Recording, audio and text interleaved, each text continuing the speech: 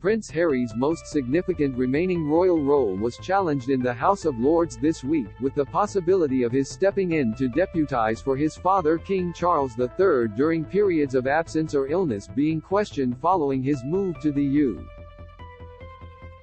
U.S. with Meghan Markle. The prince stepped down as a working member of the royal family in 2020 and in doing so was stripped of his official roles and military appointments. This did not extend to his legal eligibility to act as a Councillor of State or as regent should the monarch be absent from Britain or incapacitated due to illness. These entitlements are protected by law under the Regency Act of 1937, which states that the first 5 members of the blood royal family in the line of succession over the age of 21, in addition to the monarch's consort, are councillors of state and candidates to act as regent. This piece of legislation came under question in the House of Lords on Monday, where Stephen Benn, Viscount Stansgate, asked whether the government was happy to continue with a situation where the councils of state and regency powers may be exercised by the Duke of York or the Duke of Sussex, one of whom has left public life and the other of whom has left the country. He then asked whether or not it was time for the government to approach the king to ask whether now is the right time to make an amendment to this law. In response to his question, Lord Nicholas True, the leader of the House of Lords, did not rule out the possibility of such a change. He said that the government would always consider what arrangements are needed to ensure resilience in our constitutional arrangements, and added that in the past, we have seen that the point of accession has proved a useful opportunity to consider the arrangements in place. Councillors of state can fulfill duties such as signing official documents, conducting royal ceremonies, and receiving official guests on behalf of the monarch when called upon. Currently, the 6 members of the royal family who can act as councillors are Queen Camilla, Prince William, Prince Harry, Prince Andrew, and Princess Beatrice. An issue lies in the fact that only 2 of these are working royals, and the times when councillors are expected to act, such as when King Charles is travelling abroad, Camilla will likely be accompanying him.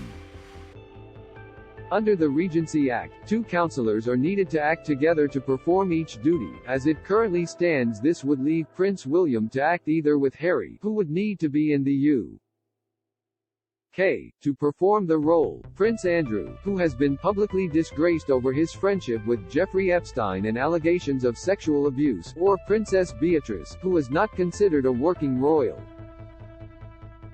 British legal expert Craig Prescott told Newsweek that with the accession of King Charles III there is an issue which an amendment to the Regency Act to include more than 6 royal family members to be called upon as councillors could solve. It seems more appropriate for Prince Edward and Princess Anne, as 2 royals who conduct public duties, indeed Princess Anne holds investitures, to act as councillors of state instead of Princess Beatrice, who doesn't, he said. This is ultimately a decision for Parliament, who would need to pass a new act to make this change. Prescott said there is a legal precedent for doing this. The Regency Act of 1953 added Queen Elizabeth the Queen Mother as a Councillor of State for the rest of her life. She stopped being a Councillor of State, as on the death of George VI, as she was no longer the wife of the monarch, he said. So a new Act of Parliament legislation could do the same for Princess Anne and Prince Edward. The Act of Parliament could also add the Princess of Wales. When William is king, she will become a Councillor of State anyway, and she could act with William. But where would this leave Harry? A change such as the one suggested would not remove him from being considered as a candidate for councillor or regent, but would widen the pool to other working royals. It's not necessary to remove Prince Harry and Prince Andrew, they could simply not act, as only 2 are required to act together, said Prescott.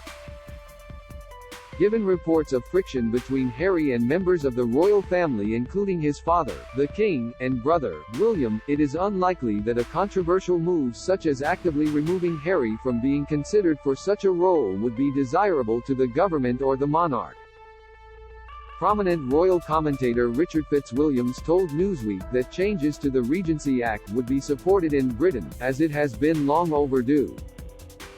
There was a recent danger. After the death of Prince Philip, he explained that if the Queen had fallen ill when the Prince of Wales had COVID and the Duke of Cambridge was abroad for a day, who then could have been a substitute? It was intimated in the debate that the beginning of a reign would be a good time to look into such matters. Although the Queen Consort is now a Councillor of State along with the Prince of Wales, it remains a fact that this needs reform, Fitzwilliams said. Any new legislation to change this would have to be made by Parliament, obviously in consultation with the royal household. They would, in my view, have wide popular support in so doing. The subject is not currently scheduled for further parliamentary discussion. Newsweek reached out to Buckingham Palace and representatives of Prince Harry for comment. Do you have a question about King Charles III, William and Kate, Meghan and Harry or their family that you would like our experienced royal correspondents to answer?